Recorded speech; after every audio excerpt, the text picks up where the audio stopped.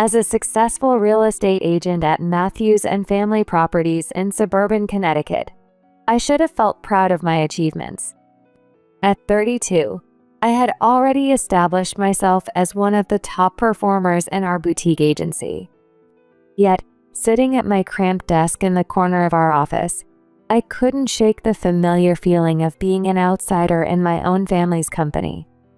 My sister Charlotte and I had joined the family business 3 years ago, fresh out of our MBA programs. While we were twins, our parents made it clear from day one that we weren't equals in their eyes. Victoria, can you handle these rental renewals? I've got a meeting with that luxury developer Mom set up for me. Charlotte's voice carried across the office, dripping with her usual air of superiority. I already have 3 client meetings scheduled for today. I tried to keep my voice neutral, though frustration simmered beneath the surface. Victoria, dear, you know your sister needs to focus on the development projects. She's being groomed for leadership. Mom's voice made me freeze. I hadn't noticed her appearing in the doorway of her corner office. The words "being groomed for leadership" hung in the air like a heavy curtain between us. It was always like this. Charlotte got the premium listings, the development deals, the networking events. I turned back to my computer, swallowing the bitter taste of rejection that had become all too familiar. The rental contracts on my screen seemed to mock me with their mundane predictability. Yet despite being relegated to what my family considered lesser work, I had built something remarkable. My portfolio of rental properties had the highest retention rate in the company's history. My clients stayed because I treated them like people, not just numbers in a spreadsheet. I'll look at them after my meetings. I finally replied, my voice firm. Victoria, this isn't a request. Charlotte needs to prepare for her presentation. The future of our company depends on it. I watched as Mom placed her hand on Charlotte's shoulder, pride radiating from her expression. It was the same look I'd been chasing my entire life, but never seemed to earn. That evening, long after everyone else had left, I remained at my desk, meticulously reviewing each rental contract. The cleaning staff had become my only regular companions during these late hours. The soft whir of the vacuum cleaner provided a soothing backdrop as I worked, until voices from the conference room caught my attention. My parents were still here. Unusual for them to stay this late. Looking back, I could trace the pattern of favoritism to the very beginning of our careers. 3 years ago, when I first earned my real estate license, I had to fight for every opportunity. Mom, there's a new commercial property listing on Oak Street. I'd like to take it on. Oh, honey, those kinds of properties are too complex for someone just starting. Charlotte will handle it. But I refused to be sidelined. Instead, I focused on what they considered lesser properties, the small apartment buildings and family homes that made up our rental portfolio. That's where I met Rose Chen, a retired teacher who owned 3 small apartment buildings. She became my first real mentor in the business. You know, Victoria, most agents just see these buildings as numbers on a spreadsheet, but you take the time to understand the stories behind them. Rose taught me that real estate wasn't just about properties. It was about people. Under her guidance, I learned to see beyond the surface. Mrs. Chen, I noticed the vacancy rate in Building B has dropped since we implemented those community events. Because you understood that tenants stay longer when they feel part of a community. That's something they don't teach in real estate school. Within a year, word spread about my approach. Other property owners started requesting me specifically. The Chen properties have a 95% retention rate now. I think we could implement similar programs in your buildings, Mr. Rodriguez. I was building something unique, a portfolio based on relationships and trust, rather than just transactions. But my parents remained unimpressed. Every success was minimized, every achievement overlooked. That's nice, dear. But Charlotte just landed the Riverside Mall account. That's the kind of deal that really matters. Still, I persisted. I stayed late every evening, building detailed profiles of each property and tenant. I created management systems that other agents started to copy. One evening, Rose stopped by the office unexpectedly. "I'm retiring, Victoria. My children want me to move to California to be near the grandkids." My heart sank. Rose's properties were a significant part of my portfolio. "I'm selling all 3 buildings, and I want you to handle the sale." I stared at her in shock. "You know these properties better than anyone. More importantly, you care about the people living in them. I trust you to find the right buyer." The sale of Rose's properties became my first major test. I spent weeks preparing, creating detailed property analyses and tenant histories. "Charlotte should handle this sale. It's too big for your experience level." "With all due respect, Margaret, I've specifically requested Victoria. This is non-negotiable." It was the first time someone had stood up to Mom on my behalf. The look of shock on her face was unforgettable. I threw myself into the projects, determined to prove Rose's faith in me was justified. Every evening, I met with tenants, understanding their concerns about the sale. "I promise you, Mrs. Chen, I'll make sure the new owners understand the importance of maintaining the community you've built here." When the final bids came in, one stood out. Not because it was the highest, but because the buyer shared Rose's vision for the properties. "They're a family-owned company, Mrs. Chen. They've committed to keeping all current staff and maintaining the community programs we started. That's exactly why I trusted you with this, Victoria. You understand that real estate isn't just about the highest bid." The sale closed at $4.2 million, the largest deal I'd ever handled. But more importantly, not a single tenant moved out during the transition. I prepared a detailed presentation for our next company meeting, proud to share this achievement. "Oh, that's cute. But listen to this. I just got a lead on a potential $10 million development deal." "Wonderful, Charlotte. Victoria, you can help by handling the paperwork while your sister focuses on the important aspects." That evening, after everyone had left, I found a small package on my desk. Inside was a beautiful jade pendant and a note from Rose. "Never let anyone dim your light," the note read. "You have a gift, not just for real estate, but for understanding people. Don't let anyone tell you that's not valuable." Even as my parents dismissed my achievements, my reputation in the local real estate community continued to grow. My clients spoke to each other, and word spread. One morning, I received an unexpected visitor at my cramped desk. "Ms. Matthews? I'm James Sullivan from Riverwood Apartments. My father owned the complex for 30 years before he passed away last month." "I'm so sorry for your loss, Mr. Sullivan." "Please, call me James. Rose Chen suggested I speak with you. She said you understand the importance of legacy in property management." The Riverwood Apartments were a local landmark, 200 units of affordable housing that had served the community for generations. "We've had offers from developers who want to convert it to luxury condos. But that's not what Dad would have wanted." "Tell me about your father's vision for Riverwood." For the next hour, James shared stories about his father's commitment to providing quality, affordable housing. I took detailed notes, asking questions about the community. That evening, Mom spotted the Riverwood file on my desk. "Riverwood? Charlotte should handle that. It's too significant for your level."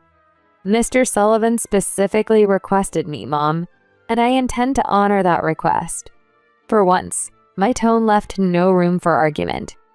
Something in Mom's expression shifted, perhaps the first hint that she was losing control. Over the next few weeks, I worked closely with James, developing a management plan that would preserve his father's legacy while modernizing the property. "You're different from other agents we've met. They all talked about maximizing profits. You're the only one who asked about the people living here. The Riverwood project became a turning point in my career. Other property owners began to seek me out, drawn by my reputation for balancing profitability with community values. But with each success, the tension at home grew. Every new client who requested me specifically seemed to deepen my parents' resentment. I didn't know it then, but the Riverwood success would later become the foundation of my independent business. James Sullivan would become one of my first board advisors.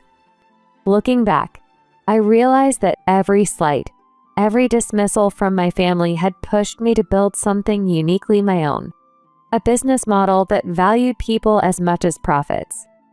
I wasn't planning to eavesdrop, but their voices carried clearly through the partially open door. Margaret, sometimes I wonder if we're making a mistake. Dad's voice sounded heavy, tired. What do you mean, William? Having twins, Charlotte would have been enough. She's everything we wanted in a successor. My hands froze over my keyboard, my heart suddenly pounding in my ears. I know what you mean. Charlotte's special. She has that natural charisma clients love. But Victoria. There was a pause that felt like an eternity. Victoria's just there. We would have been fine with just Charlotte. The words hit me like physical blows. The spreadsheet on my screen blurred as tears threatened to fall. At least she's good with those rental contracts. Dad's dismissive tone made my stomach churn. True. And it's not like we can fire her. Imagine the family gossip. Better to just keep her where she is, handling the routine stuff while Charlotte takes care of the important deals. I quietly gathered my things, my hands shaking so badly I nearly dropped my laptop. 32 years of trying to prove myself worthy, of telling myself things would change if I just worked harder. All of it crumbled in a single moment. As I drove home that night, memories flooded back with new clarity. The different birthday celebrations, Charlotte's always lavish, mine merely adequate. The way they attended all of Charlotte's tennis matches, but were too busy for my piano recitals. Even our college graduations told the story. Charlotte's celebration was a catered affair at the country club, while mine was a quiet dinner because we can't afford two big parties. That night, I couldn't sleep. Their words played on repeat in my mind. We would have been fine with just Charlotte. Morning came too quickly, and I found myself back at the office, automatically falling into my usual routine. But something had shifted inside me. The maze I'd been trapped in suddenly had a clear exit. I just needed the courage to walk through it. Mom, the Riverside Development Group loved my presentation. Charlotte burst into the office 2 hours late, as usual. The project she was referring to was one I'd spent months cultivating before it was handed over to her. That's my girl. I always knew you had amazing business instincts. I kept my head down, focused on my screen, but I could feel their eyes slide past me as if I were just another piece of office furniture. The unwanted twin. That evening, I stayed late again, but this time with a different purpose. I waited until the office was empty before slipping into Mom's office. The bottom drawer of her desk had always been off limits, a fact that suddenly seemed significant. My hands trembled slightly as I pulled it open. Beneath a stack of old files, I found what I was looking for: Mom's ancient address book. As I flipped through the pages, a single entry caught my eye. Under D for Do Not Contact was an address for Richard and Eleanor Duncan, my grandparents. The ones Mom had cut ties with years ago, claiming they were embarrassingly ordinary. The next day was Sunday, and I found myself driving through a quiet neighborhood of well-maintained colonial homes. The address led me to a modest white house with a beautiful garden. I sat in my car for what felt like hours, gathering courage. Finally, I walked up to the front door, each step feeling heavier than the last. Yes? Can I help you? The woman who answered had silver hair and kind eyes that widened in recognition as she looked at me. "Hi, I'm Victoria Matthews. I think you might be my grandma." Richard, come quickly." My grandma's voice cracked with emotion as she called out. "What is it, Eleanor? What's wrong?" A tall man with wire-rimmed glasses appeared behind her, freezing when he saw me. It's Margaret's daughter, our granddaughter. Before I knew what was happening, I was being ushered into a cozy living room. The walls were lined with photos, including some of me as a baby that I'd never seen before. We've tried to keep track of you girls from afar. The local paper sometimes mentions the real estate company. We wanted to reach out so many times, but your mother." Granddad's voice trailed off, heavy with years of unspoken pain. She changed after marrying your father. Suddenly, our lifestyle wasn't good enough. Our values weren't aligned with her new social circle. But why? You have such a beautiful home. "Because we choose to live simply, despite having means. Your mother never understood that wealth doesn't have to be displayed to be real." Your granddad was one of the early investors in several tech companies. We could live in a mansion if we wanted to. I nearly choked on my tea. But Mom always said "That we were embarrassingly middle class." Yes, we know. We've heard through mutual friends how she describes us. Granddad's smile held a hint of amusement. "The truth is, Victoria, we've been watching you. Not just in the newspaper. We have friends who keep us informed. We know how hard you work, how you've built your rental portfolio from nothing, how your clients trust you." Their words brought unexpected tears to my eyes. All these years, someone had been noticing. The next morning, I arrived at the office to find it in chaos. Charlotte was bouncing around the conference room, practically glowing with excitement. "Everyone, gather around. We have exciting news." Mom's voice carried that familiar tone of barely contained pride, the one reserved exclusively for Charlotte's achievements. Platinum Properties has offered us a partnership opportunity in their new Hawaii development. This could be our gateway into the luxury market. And guess who's leading the presentation team? Charlotte's smirk was practically audible. Your father and I will be flying to Hawaii for 2 weeks to negotiate the deal. Charlotte will be handling all presentations as our future CEO. The other employees shifted uncomfortably in their seats. Everyone knew my numbers were better than Charlotte's. Victoria, you'll need to manage things here. Someone has to handle the rental contracts while we're gone. Don't worry, sis. I'll send you lots of pictures of me sealing the biggest deal in company history. Something inside me snapped. Maybe it was finding my grandparents, or maybe it was years of suppressed resentment finally breaking free. Actually, I have an announcement too. The room fell silent. Mom's smile froze, and Charlotte's smirk faltered. I had a fascinating conversation with Grandma and Granddad Duncan yesterday. What? You went to see them? After you specifically cut them out of our lives because they questioned how you treated me? Yes, I did. Mom, she's just trying to ruin our Hawaii deal. She's jealous as usual. No, Charlotte, I'm not jealous anymore.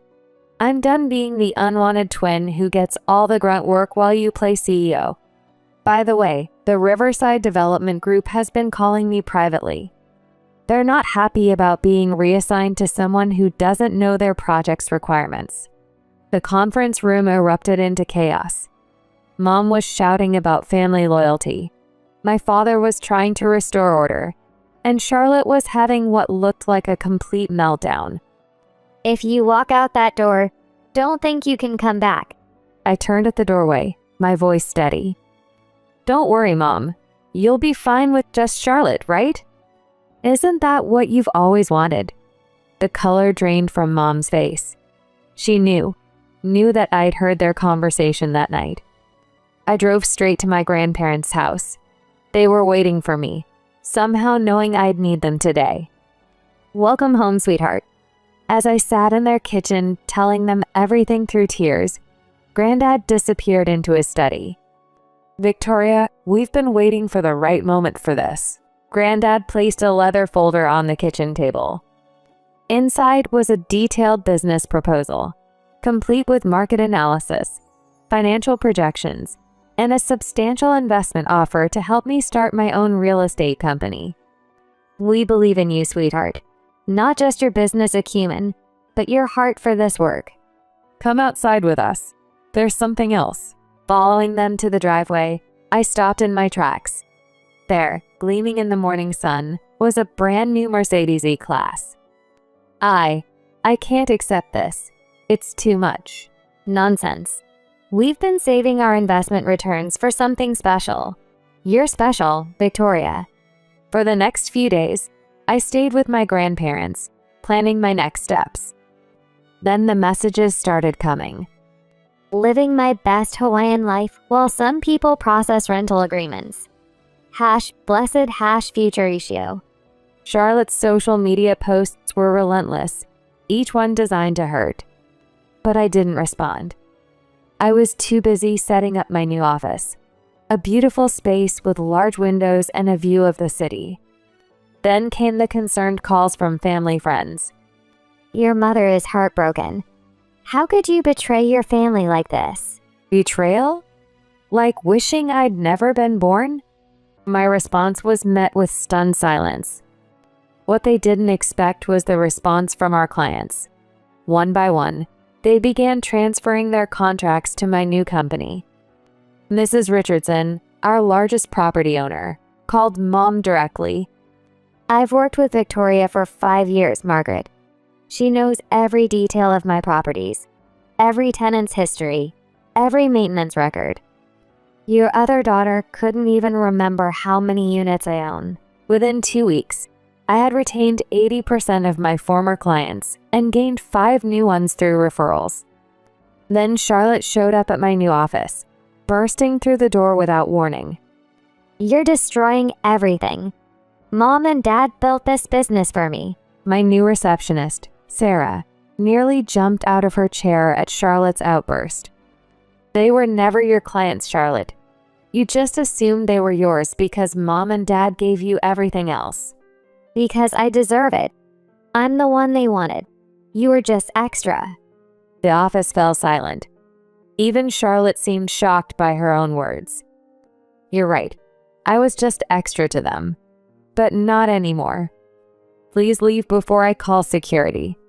The next day, my parents made their final play, showing up at my grandparents' house. "We're willing to forgive everything. You can come back to the company. We'll even give you Charlotte's office." And we'll match whatever salary you're planning to pay yourself, plus benefits. "Why now?" I asked, though I already knew the answer. "The Richardson portfolio is threatening to pull all their properties if we don't get you back. They're our biggest client." "No." My voice was calm, certain. "After everything we've done for you?" A small laugh escaped me, surprising even myself. "Everything you've done for me? You mean like wishing I'd never been born? Treating me like an unwanted extra? Giving every opportunity to Charlotte while leaving me to handle the work you thought was beneath you?" We gave you a job. "No, William. You gave her a cage. One designed to keep her small enough that Charlotte would always look bigger." "This is all your fault. You turned her against us with your fancy car and your money." "Actually, Linda, you did that all by yourself. Years of favoritism, years of treating one daughter like a princess and the other like an unwanted guest in her own family." 3 months later, my business wasn't just surviving, it was thriving. I had retained most of my key clients, hired 5 experienced agents who left my parents' company, and signed contracts with 3 major property developers. But more importantly, I had found myself. My office became more than just a workplace. It became a haven where every team member was valued, where clients were treated like family, and where success was measured not just in dollars, but in relationships built. One evening, as I was having dinner at my grandparents' house, Granddad handed me a small box. Inside was a nameplate for my desk. Victoria Duncan Matthews, CEO, Duncan and Matthews Independent Real Estate. We thought you might like to add our family name to yours. After all, you've proven yourself more than worthy of it. That's when Charlotte surprised us all by showing up at the door. I've been doing a lot of thinking. Her usual confidence was gone, replaced by something I'd never seen before: humility. I've been watching how you run your company, how your employees respect you, how your clients trust you. I was wrong, Victoria, about everything. It wasn't an instant fix. Years of damage don't heal overnight. But it was a start.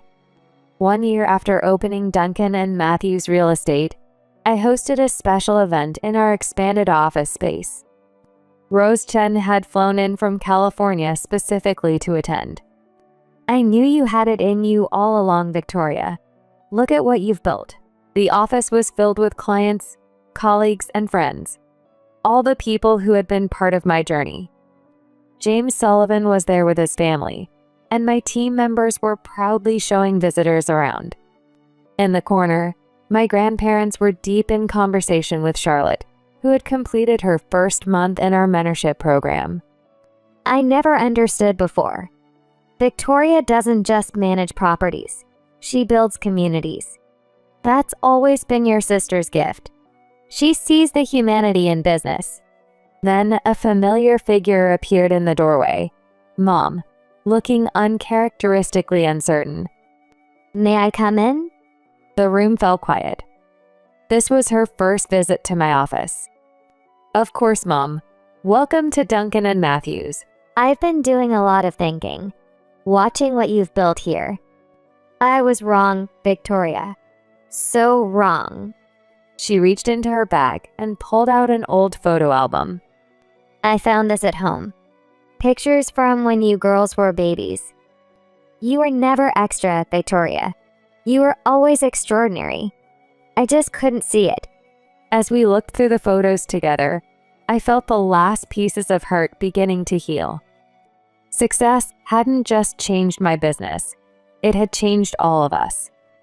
Today, Duncan and Matthews is known not just for our property management success, but for our community-first approach.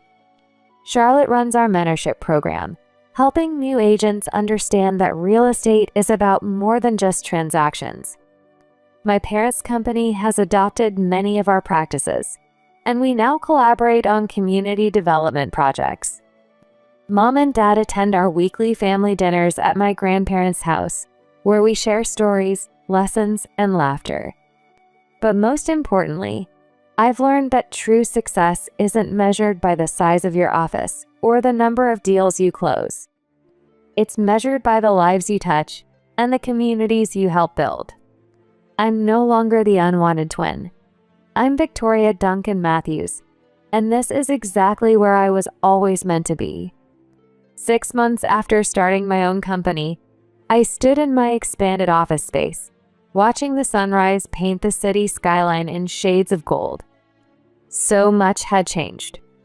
My team had grown to 15 people, each chosen not just for their skills, but for their dedication to treating clients like family. The corner office I now occupied was bigger than my old cubicle, but it wasn't just the space that felt different. It was me. Victoria? Do you have a minute? Charlotte's voice was hesitant, so different from her old commanding tone. She had started coming by once a week, asking questions about property management, genuinely trying to learn. Mom and Dad's company, it's struggling. Without your clients and your team, they're having trouble maintaining their standards. I finally understand why. They built an empire, but you built relationships. I turned to look at my sister, really look at her. The perfectly polished facade was gone, replaced by something more authentic. Would you like to learn how? The words surprised us both. That evening, during our weekly family dinner at my grandparents' house, now a cherished tradition, I made an announcement. I'm starting a mentorship program at Duncan & Matthews. Charlotte will be our first participant. Your mother called yesterday. Grandma's words made me pause. She asked if they could join us for dinner next week. She said she's ready to listen. Looking around the table, at my grandparents who had given me not just support but understanding, at Charlotte who was learning to be not just a sister but a friend, at my team who had become family, I realized something profound. Success wasn't about proving my worth to others. It was about believing in my own worth all along. Yes, they can come. I smiled, feeling truly at peace. Because sometimes the hardest person to forgive isn't the one who hurt you. It's the part of yourself that believed you deserved it. I wasn't the unwanted twin anymore. I was Victoria Duncan Matthews, CEO, granddaughter, sister, mentor, and finally, completely and unapologetically myself.